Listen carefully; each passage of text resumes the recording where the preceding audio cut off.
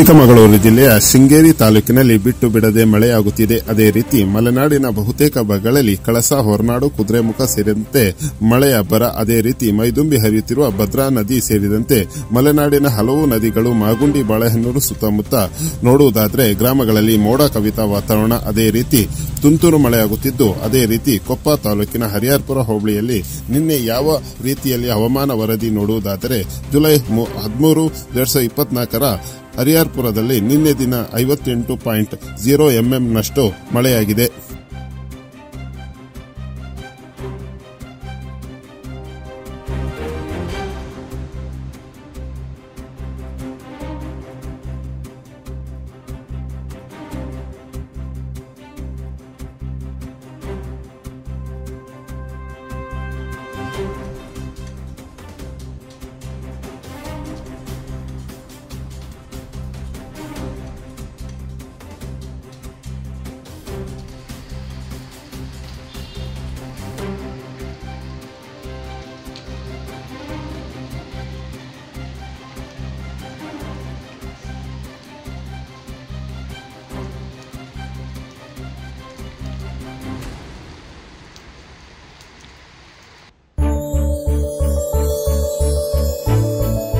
ಕ್ಷಣ ಕ್ಷಣದ ಸುದ್ದಿಗಳನ್ನು ವೀಕ್ಷಿಸಲು ನ್ಯಾಷನಲ್ ಮೀಡಿಯಾ ಕರ್ನಾಟಕವನ್ನು ಈಗಲೇ ಸಬ್ಸ್ಕ್ರೈಬ್ ಮಾಡಿ.